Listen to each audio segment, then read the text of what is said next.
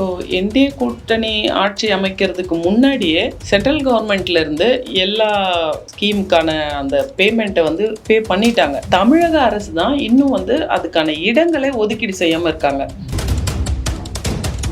இந்த மனிஃபெஸ்டோவில் வந்து கிட்டத்தட்ட நாங்கள் ஒரு 300க்கும் மேலே ஒரு மனிஃபெஸ்டோ ப்ரிப்பேர் பண்ணதை இவங்க வந்து என்ன பண்ணிட்டாங்கன்னா அப்படியே காப்பி அடித்து அந்த லைன் இருக்குது பார்த்தீங்களா, அந்த சீரியல் நம்பர் கூட மாற்றாமல் இன்சர்ட் பண்ணாங்க. எந்த எலெக்ஷனில்? போன தடவை அவங்க டிஎம்கே வரும்பொழுது அந்த 21ல் மந்த்லின்னு தான் இங்கிலீஷில் போட்டு வச்சுருக்காங்க. ஆனால் நம்ம கட்டுறது எல்லாருமே தமிழக மக்கள் எல்லாருக்குமே தெரியும், நம்ம பயோ மந்த்து தான் கட்டுறோம். 2 மாதங்களுக்கு ஒரு தடவை தான் கட்டுறோம். மதுராந்தகத்தில் நடந்த ஒரு வரலாற்று சிறப்பு மிக்க கூட்டத்தை நீங்கள் அதில் வந்த மக்களை நீங்கள் கணக்கு எடுத்தீங்கனாலே போதும். பிளாக்மெயில் பண்ணி வர வைக்கணும்னா அங்கே ஒருத்தர் கூட வரமாட்டாங்க. இந்த 5 ஆண்டு திட்டத்தில் இத்தனை ஊழல்களை பண்ணி ஒவ்வொரு அமைச்சர்களுமே இந்த மாதிரி இருக்கும்பொழுது தமிழக மக்களினுடைய வரி பணத்தை சுரண்டி அவங்க பாக்கெட்டில் போட்டுக்கிறது தான் இன்னைக்கு நடந்துட்டு இருக்கு. கல்வி கடன் தள்ளுபடின்னு சொன்னாங்க, பண்ணாங்களா? பண்ணல. அதே மாதிரி நகை கடன் தள்ளுபடின்னு சொன்னாங்க, பண்ணாங்களா? பண்ணல. இப்போ 2 மாசத்துல எலெக்ஷனை வச்சுக்கிட்டு இப்போ அனௌன்ஸ் பண்ணியிருக்காங்க. இதுக்கு முன்னாடி வாங்கின ஆர்டிஏ அமௌண்ட் 2 வருஷமா இன்னும் கொடுக்காம இருக்காங்க. ஆனா கொடுத்துட்டேன் அப்படின்னு சொல்லி. கல்வியாளராகவும் இருக்கீங்க, கல்வியாளர் பிரிவில். இங்குள்ள அரசியல் எப்படி இருக்கு? உங்களுக்கான ஆதரவுன்றது எப்படி இங்க இருக்கு தமிழகத்துல? இன்னைக்கு இருக்கிற அரசியல் சூழ்நிலையில வந்து ரொம்ப பதட்டமா இருக்காங்க. ஏன்னா யார் எங்க கூட்டணி வைப்பாங்கன்னு தெரியல. இருந்தாலும் நம்மளுடைய தேசிய கூட்டணி வந்து ரொம்ப ஸ்ட்ராங்கா இருக்கு இப்போ. ஏன்னா இருக்கிற எல்லா சின்ன சின்ன கட்சிகள் மற்றும் ஏடிஎம்கே கட்சிகள் எல்லாருமே வந்து ஜாயின் பண்ணிட்டாங்க. அவங்களுடைய பலமான அரசியல் பாதை அமைக்கிறதுக்கான ஒரு அடித்தளம் அமைச்சிருக்காங்கன்னு சொல்லலாம். அந்த அளவுக்கு நல்லா போயிட்டு இருக்கு.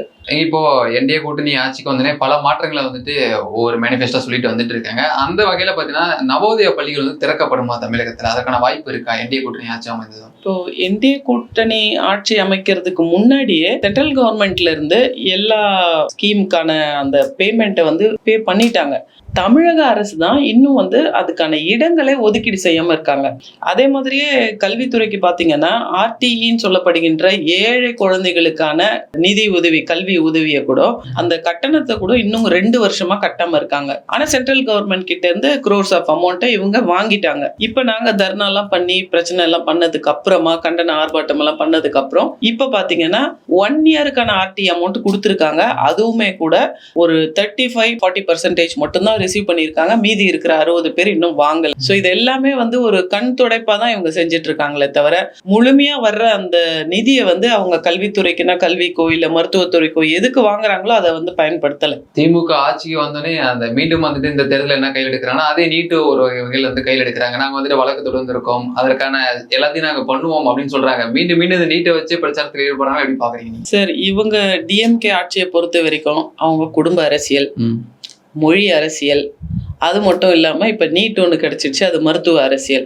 ஏன்னா இப்போ வச்சிருக்கிற எல்லா யூனிவர்சிட்டிஸுமே பார்த்தீங்கன்னா எல்லா டிஎம்கே கட்சியுடைய பெரும் புள்ளிகள் தான் வந்து மெடிக்கல் யூனிவர்சிட்டியை ரன் பண்ணுறாங்க. ஸோ அப்படி இருக்கும்போது நீட் இல்லைன்னா எப்படி அவங்க பண்ண முடியும்?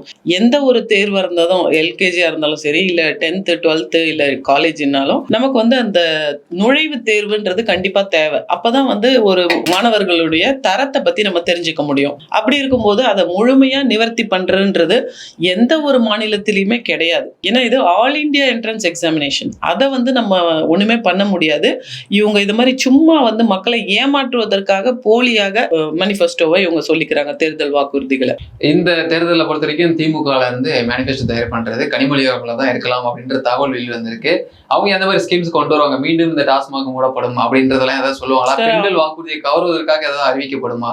இப்போ நீங்க பாத்தீங்கன்னா இந்த மனிஃபெஸ்டோல வந்து கிட்டத்தட்ட நாங்க ஒரு 300க்கும் மேல ஒரு மனிஃபெஸ்டோ ப்ரிப்பேர் பண்ணதை இவங்க வந்து என்ன பண்ணிட்டாங்கன்னா அப்படியே காப்பி அடிச்சு அந்த லைன் இருக்கு பாத்தீங்களா, அந்த சீரியல் நம்பர் கூட மாத்தாம இன்சர்ட் பண்ணாங்க. எந்த எலெக்ஷன்ல மேடம்? போன தடவை அவங்க டிஎம்கே வரும்பொழுது அந்த 21ல் அப்படி பண்ணிட்டு அதுல குறிப்பா பாத்தீங்கன்னா இபி பில். இந்த இபி பில்லுன்றது வந்து மற்ற மாநிலங்கள், நம்மளுடைய அண்டை மாநிலங்கள் எல்லாருமே வந்து பாத்தீங்கன்னா மந்த்லி. ஏன்னா நாங்க வந்து பேன் இண்டியா சுத்துற ஆளுங்க. எங்கெல்லாம் நம்ம ரெசிடென்ட்ல ஆந்திரால, தெலுங்கானால, கர்நாடகால எல்லாம் இருந்திருக்கோம், அங்க எல்லாமே மந்த்லி பேமெண்ட் தான். இங்க மட்டும் தான் வந்து பயோ மந்த்லியா பே பண்றோம். அதனால சஃபர் ஆன குடும்பங்கள்ல நானும் கூட ஒருத்தர். ஏன்னா நம்ம எல்லாத்தையும் ஜாயின் பண்ணி பண்ணும்போது நமக்கு பில் வந்து அதிகமா வரும். இப்போ மாசம் மாசம் அவங்க பிரிக்கும் பொழுது நமக்கு பில் வந்து அங்க கம்மியா வரும். இல்லாட்டி அனாவசியமா அந்த ஸ்லாபுக்காகவே நம்ம 300க்கு மேல போகும்போது ஒரு ஸ்லாப், 500க்கு மேல போகும்போது ஒரு ஸ்லாப்னு சொல்லிட்டு நமக்கு அதிகமா வரும். ஆனா பாருங்க, இப்போ என்னோட ஜிபேல நீங்க பாத்தீங்கன்னா நம்ம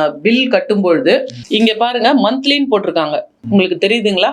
இந்த பில்லுல வந்து பில்லு கட்டும் பொழுது மந்த்லின்னு தான் இங்கிலீஷ்ல போட்டு வச்சிருக்காங்க. ஆனா நம்ம கட்டுறது எல்லாருமே, தமிழக மக்கள் எல்லாருக்குமே தெரியும், நம்ம பயோ மந்த் தான் கட்டுறோம். 2 மாதங்களுக்கு ஒரு தடவை தான் கட்டுறோம். இப்படி ஒவ்வொரு வாக்குறுதியுமே வந்து பாத்தீங்கன்னா அவங்க போலியா பிரச்சாரம் பண்ணிட்டு இருக்காங்க. அதே மாதிரி நீங்க இப்போ கட்டியிருக்கிற எல்லா மேம்பாலங்களுடைய தூண்களையும் எடுத்துக்கங்களேன். ஒவ்வொரு தூண்லயும் முதல்வர் பண்ணாருன்னு தான் இருக்கும். அங்க வந்து சென்ட்ரல் கவர்மெண்டுடைய ஸ்கீம் எல்லாத்தையுமே இவங்க வந்து மொழிபெயர்த்து தமிழ்ல போட்டு இவங்க பண்ணதான் காமிச்சுக்கிறாங்க, மக்களை ஏமாத்துறாங்க. இதுதான் நடந்துட்டு இருக்கு. நிதி ஒதுக்கல, அதனால மாநில அரசு தான் செஞ்சது அப்படின்றத பதிவு பண்றாங்கல்ல மேடம். அது நிதி ஒதுக்கலன்னு இல்ல, நிதி இவங்க வாங்கிக்கிறாங்க, இவங்க கரெக்டா ஒதுக்கி கொடுக்கல சரியா. அதுதான் கரெக்டான ஒரு லைன். இப்போ பாரத் ஸ்கவுட்ஸ்ல பொறுத்த வரைக்கும் அன்பில் மகேஷ் அவர்கள் வந்து இருக்காங்க. அவருடைய செயல்பாடுகளை எப்படி மேம் இருக்கு தமிழகத்துல? சார், இப்போ நீங்க நான் வந்து இந்துஸ்தான் ஸ்கவுட்ஸ் அண்ட் கைட்ஸுக்கு தமிழ்நாடு கமிஷனரா இருக்கேன். பாரத் ஸ்கவுட்ஸுக்கு வந்து அன்பில் மகேஷ் அவர் கல்வி அமைச்சர் தான் இருக்காரு. இப்ப இவங்க பாத்தீங்கன்னா இந்த ஒரு விளையாட்டு துறையை கூட, இது ஏன்னா சென்ட்ரல் கவர்மெண்ட்ல இருந்து வர்றது.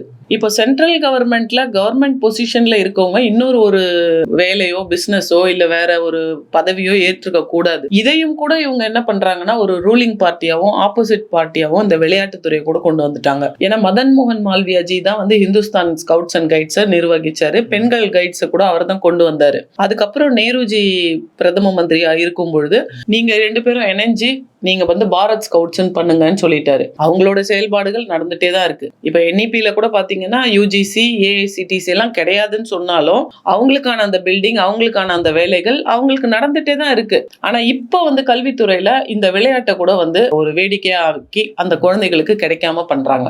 இந்த மாதிரி நிறைய விஷயங்கள் சொல்லிட்டே போலாம். நம்ம கல்வியாளராக இருக்கீங்க, இங்க ஆசிரியர்கள் போராட்டம்ன்றது பாத்தீங்கன்னா இன்னமும் நீடிச்சு வந்துட்டு தான் இருக்கு. அவங்களுக்கான அந்த தீர்வுன்றது என்னதான் மேம் இங்க தமிழக அரசியா வந்துட்டு அவங்க செவி சாய்க்காம இருக்காங்க? சார், அவங்க வந்து இப்ப நீங்க சமீபத்துல ஒரு பராசக்தின்னு ஒரு படம் வந்திருக்கும். மும்மொழியை மட்டுமே பிரதானப்படுத்தி அவங்க வந்து என்னமோ பாஜக தான் வந்து இந்த மும்மொழி திட்டத்தையே கொண்டு வந்த மாதிரி பண்றாங்க.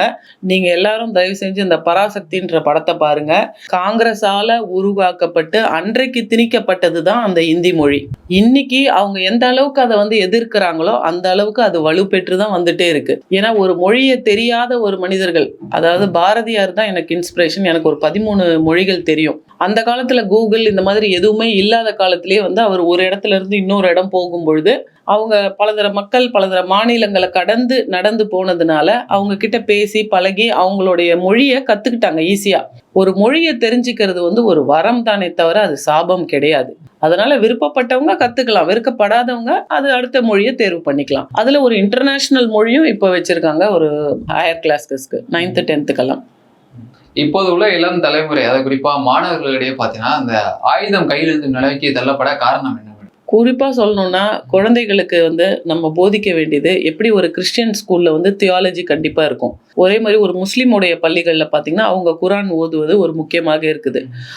எந்த ஒரு வீட்லயுமே நீங்க போனீங்கன்னா அவங்க கிட்ட குரானோ பைபிளோ இல்லாம இருக்காது. ஆனா எந்த ஒரு இந்து கோயில்களுக்கு நம்ம வீட்டுக்கு போனீங்கன்னா அவங்க எல்லார்கிட்டயும் பகவத்கீதை இருக்கான்னு கேட்டா இருக்காது.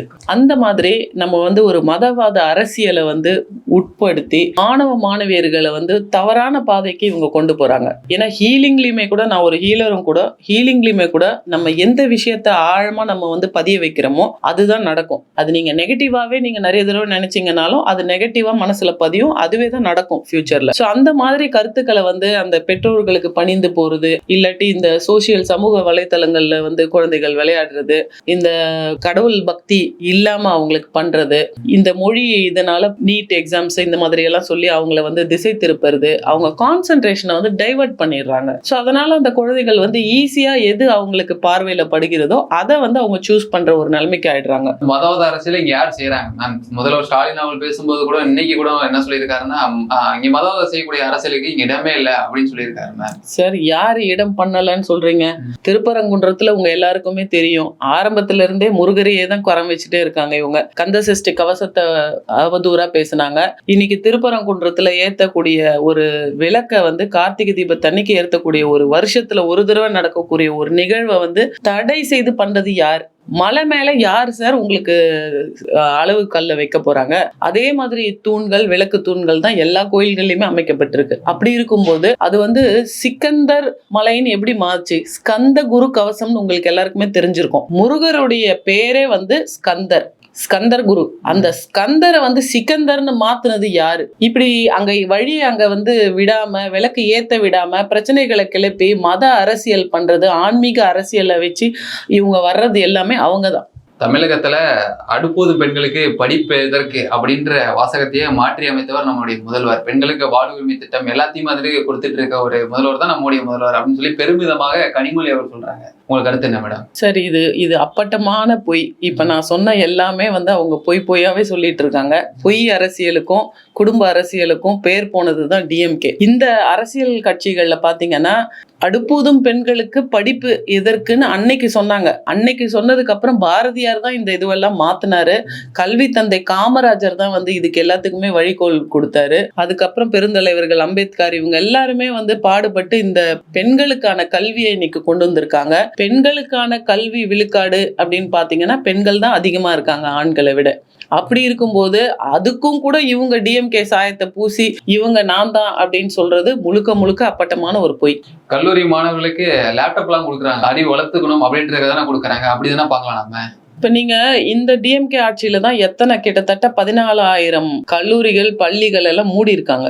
நீங்க கணக்கு எடுத்து பாத்தீங்கன்னா தெரியும். இவங்க வளர்க்கல, அழிக்கிறாங்க. அதே மாதிரிதான் கோயில்களையும் இவங்க அழிச்சுக்கிட்டு தான் வர்றாங்களே தவிர எதையுமே உருவாக்கல. கும்பாபிஷேகம்ன்ற பேர்ல பாதிக்கு பாதியா நடத்தி உடனே கும்பாபிஷேகம் பண்ணி முழுமையா அத பணிகளை வந்து சிறப்பா செய்ய விடாம பண்ணிட்டு இருக்காங்க. இப்படி ஒவ்வொரு விஷயத்திலையும் இந்த அடுத்த எலெக்ஷனுக்குள்ள நம்மளுடைய இது எல்லாமே நம்ம நடந்துடணும் அப்படின்ற மாதிரி ஒரு போக்கு வந்து அவங்க கிட்ட தெரியுது நல்லா. இல்ல 4000 கோயிலுக்கு நாங்க கும்பாபிஷேகம் பண்ணியிருக்கோம் அப்படின்னு சொல்லி முதல்வர் பதிவு செய்யறாரு இல்லையா? அப்போ வந்து மதவாத கட்சி நான் சொல்றீங்க திமுகவை. அப்போ அவங்க ஆன்மீகத்துக்கும் அவங்க சப்போர்ட் பண்ற மாதிரி தானே இருக்கு. ஆனா சொல்லும் போது இப்படிதான் சொல்லிக்கிறாங்க. அதுல எந்த கும்பாபிஷேகம் பண்ணாலும் எந்த ஒரு திட்டத்தை பண்ணாலும் இது எல்லாத்துக்குமே வந்து சென்ட்ரல் கவர்மெண்ட்டுடைய ஒத்துழைப்பு இல்லாம இவங்க பண்ணல. ஆனா இவங்க ரிசீவ் பண்ணிட்டு அதை வந்து இவங்களோட போஸ்டர் போட்டு பண்ணிக்கிறாங்க. இந்தியாவிலேயே பெண்களுக்கு பாதுகாப்பான மாநிலம் தமிழகம் தான், அதை தலை நிமிர்ந்து சொல்வேன் அப்படின்னு சொல்லி முதல்வர் ஸ்டாலின் குறிப்பிடுறாரு. உங்களுக்கு கருத்து என்ன மேடம்? தமிழகம் தான் அப்படின்னு சொல்றது வந்து நம்ம தமிழகத்துலதான் பாலியல் வன்கொடுமைகள் எல்லாம் ரொம்ப குறைவா இருக்கு இப்ப வரைக்கும். ஆனா இந்த ஒரு 4-5 வருடங்கள்ல பாத்தீங்கன்னா எல்லா குண்டாஸ் ஆக்ட்ல இருக்கக்கூடிய அனைத்து குற்றங்களும் இன்னைக்கு நமக்கு அதிகமாயிட்டு இருக்கு. அது கொலை, கொள்ளை, இல்ல பாலியல் வன்கொடுமை, இந்த மாதிரி எல்லாமே வந்து அதிகமா இப்போ போயிட்டு இருக்கு நமக்கு. என்டிஏ கூட்டணியை பொறுத்த வரைக்கும் பிளாக்மெயில் செஞ்சுதான் பல கட்சிகள்லாம் இணைச்சிட்டு இருக்காங்க பாஜக அப்படின்னு ஒரு விமர்சனம் இருக்குல்ல, அதற்கு பதில் என்ன? பிளாக்மெயில் செய்ய வேண்டிய அவசியமே கிடையாது சார். இது தேசிய கட்சி. இந்த தேசிய கட்சியோடைய இணையறதுக்கு சிறிய கட்சிகள் மற்றும் இந்த ஏடிஎம்கே கட்சிகள் எல்லாருமே வந்தாங்க. அதுக்கு சான்று வந்து மதுராந்தகத்துல நடந்த ஒரு வரலாற்று சிறப்பு மிக்க கூட்டத்தை நீங்க அதுல வந்த மக்களை நீங்க கணக்கு எடுத்தீங்கனாலே போதும். பிளாக்மெயில் பண்ணி வர வைக்கணும்னா அங்க ஒருத்தர் கூட வரமாட்டாங்க. இல்ல அப்போ பிரதமர் மோடி அவர்கள் அந்த மதுராந்தகம் கூட்டத்துல பேசும்போது கூட டபுள் இன்ஜின் சர்க்கார் இருந்துச்சுன்னா நலத்திட்டங்கள் வந்து தமிழகத்துக்கு நிறைய கிடைக்கும் அப்படின்னு சொல்லியிருந்தாங்க. கனிமொழி அவர்கள் இருந்து ஸ்டாலின் அவர்கள் இருந்து எல்லாருமே திமுக அதை விமர்சிச்சுதான் செஞ்சுட்டு இருக்காங்க. அது ஒரு டபுள் இன்ஜின் கிடையாது, டகரடாப்பா அப்படின்றாங்க. எப்படி மேம் பாக்குறீங்க? இப்போ எல்லா மாநிலங்களையுமே நீங்க பாத்தீங்கன்னா பிஜேபி வந்துட்டே தான் இருக்காங்க. அவங்க ஆட்சியை கைப்பற்றிட்டு தான் வர்றாங்க. யாரெல்லாம் வந்து கூட்டணியில சேர்னாங்கன்னா இன்னும் ஒரு சில மடங்கு அவங்களுக்கு அதிகமான பலம் தான் கிடைக்குமே தவிர அதுல வந்து தகர டப்பாவா ஆகிறதுக்கு ஒண்ணுமே இல்லை. இப்போ திமுகவினுடைய கட்சி தான் இன்னைக்கு அந்த நிலைமையில இருக்காங்க. திமுக கட்சி என்ன நிலைமையில இருக்காங்க? அவங்க கடந்த முறை எப்படி தேர்தலை சந்திச்சாங்களோ அதே கூட்டணியோட இந்த தேர்தலையும் சந்திச்சு வரலாற்றில் நாங்க மாற்றி எழுத போறோம் அப்படின்னு சொல்லிட்டு இருக்காங்க இல்லையா? கண்டிப்பா சார். வரலாற்றுல வந்து மாற்றி எழுதுறதுக்கான வாய்ப்புகள் வந்து டிஎம்கேக்கு அதிகமா இருக்கு. ஏன்னு கேட்டீங்கன்னா நீங்க செந்தில் பாலாஜி அவருடைய கேஸ் எடுத்துக்கிட்டீங்கன்னா 4000 கோடி அவங்க ஜாயின் பண்ணும்போது எல்லாருமே வந்து ஒரு சொத்து என்ன விவரங்கள்ன்றத நம்ம சப்மிட் பண்ணணும். அன்னைக்கு சப்மிட் பண்ணும்போது இருந்த அவருடைய சொத்து விவரங்கள் என்ன, அவர் வரி ஏய்ப்பு பண்ணது 4000 கோடிக்கு மேல. அப்படி இருக்கும்போது அப்ப அவருடைய சொத்து விவரங்களும் அவர் சம்பாதிச்ச வரி கணக்கு வழக்கு பண்ணாம விட்ட அமௌண்ட்டையும் நீங்க யோசிச்சு பாருங்க. இந்த 5 ஆண்டு திட்டத்துல இத்தனை ஊழல்களை பண்ணி ஒவ்வொரு அமைச்சர்களுமே இந்த மாதிரி இருக்கும்பொழுது தமிழக மக்களினுடைய வரி பணத்தை சுரண்டி அவங்க பாக்கெட்ல போட்டுக்கிறது தான் இன்னைக்கு நடந்துட்டு இருக்கு. மாதம் 1000 ரூபாய் கொடுத்துட்டு இருக்காங்க. பள்ளிகளில் படிக்கக்கூடிய மாணவர்களுக்கு நான் முதல்வன் சொல்லி அந்த திட்டத்துல 1000 ரூபாய் கொடுத்துட்டு இருக்காங்க. இப்படி எல்லாருமே வந்து மக்களுக்கு தானே செலவிட்டு வந்துட்டு இருக்காங்க. கொடுக்குறாங்க சார். மத்திய அரசினோட திட்டம் வந்து பாகுபாடு இல்லாம எப்படி ஒரு மழை வரும்போது எல்லாருக்கும் மழை வருதோ அந்த மாதிரி தான் வராங்க. அவங்க வந்து யாரும் வந்து நீ பிஜேபியா ஏடிஎம்கேவா டிஎம்கேவான்னு பார்த்து கொடுக்கறது இல்ல. ஆனா டிஎம்கேனுடைய தமிழக அரசுகள் எந்த ஒரு கட்சிக்கு வரும்பொழுதும் அவங்களுடைய சரௌண்டிங்கை மட்டும்தான் வந்து அவங்க கொடுத்துட்டு வர்றாங்க. இதுல மற்ற கட்சிகள் அங்க வரல. இதுக்கு பல விதமான சாட்சிகள் உங்களுக்கு சொல்லலாம். நீங்க பாத்தீங்கன்னா கல்வி கடன் தள்ளுபடின்னு சொன்னாங்க, பண்ணாங்களா? பண்ணல. அதே மாதிரி நகை கடன் தள்ளுபடின்னு சொன்னாங்க, பண்ணாங்களா? பண்ணல. இப்போ 2 மாசத்துல எலெக்ஷனை வச்சுக்கிட்டு இப்போ அனௌன்ஸ் பண்ணியிருக்காங்க. இதுக்கு முன்னாடி வாங்கின ஆர்டிஏ அமௌண்ட்டே 2 வருஷமா இன்னும் கொடுக்காம இருக்காங்க. ஆனா கொடுத்துட்டேன் அப்படின்னு சொல்லி சொல்றாங்களே தவிர அங்க வராத பள்ளிகள் இன்னமும் அதுக்காக போராடிட்டு இருக்காங்க.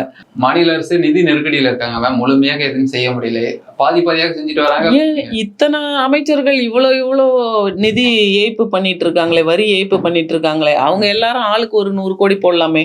எத்தனை துறையில் அமைச்சர்கள் இருக்காங்க, எவ்வளவு கோடி வரி ஏய்ப்பு பண்றாங்க, அவங்க எல்லாரும் டொனேஷன் மாதிரி போட்டாங்கனாலே நிதி நல்லா வருங்களே. அதை கண்டுபிடிக்கிறதுனா மத்திய புலனாய்வுன்ற ஒரு துறை இருக்கு, அதோட செயல்பாடுகள் இங்க எப்படி இருக்கு, வரி ஏய்ப்புன்னு எல்லாருமே. இப்போ பாத்தீங்கன்னா இப்போ இருக்கிற ஆளும் கட்சின்றதுனால எல்லாருமே வந்து அவங்களுக்கு பயந்து அவங்களுக்கு சப்போர்ட் தான் பண்றாங்க. இப்ப சமீபத்துல கூட பாத்தீங்கன்னா ஒரு காவல்துறை அதிகாரி வந்து தன்னோட குழந்தைக்கு ஒரு பிரச்சனைன்னு சொல்லி அவங்களுமே கூட எதிர்த்து இருக்காங்க. ஆசிரியர்கள் ஒட்டு மொத்தமா பாத்தீங்கன்னா கல்வித்துறை மொத்தமும் டிஎம்கேக்கு அகைன்ஸ்டா இருக்காங்க. ஏன்னா இதுல வந்து டிஎம்கே வரணும் அப்படின்னு நினைச்சு ஓட்டு போட்ட மக்கள் கூட இன்னைக்கு விரக்தி, உச்சகட்டத்தினுடைய விரக்தியில இருக்காங்க. மக்கள் மாற்றத்தை நோக்கி போறாங்க அப்படின்னா இங்க விஜய் அவர்கள் வந்து கட்சி தொடங்கி இருக்காங்க. அவங்க சொல்றாங்க 30% வரைக்கும் வாக்குகள் இருக்கு, அடுத்த 2 மாதத்துல நாங்க தான் முதலமைச்சர் ஆக போறோம் அப்படின்ற கனவோட இருக்காங்களே, எப்படி பாக்குறீங்க? சார், விஜய் எதுக்காக கட்சிக்கு வந்தாரு யாருக்காவது தெரியுங்களா? அதாவது அவருக்கு வந்து கண்டிப்பா கிடையாது. அவர் வந்து ஒரு லக்ஸரி கார் வாங்கினாரு.